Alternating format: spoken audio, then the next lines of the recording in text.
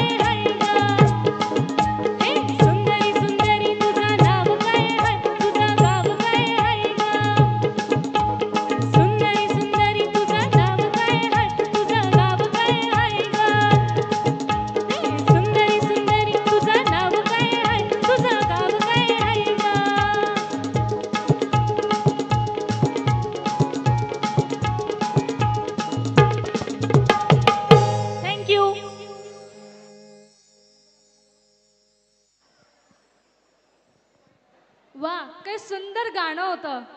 जोरदार टाळ्या समिधा भारी हिच्यासाठी. तर सज्ज व्हा, कारण आता पुढे येत आहे मराठी मनाचा आवाज.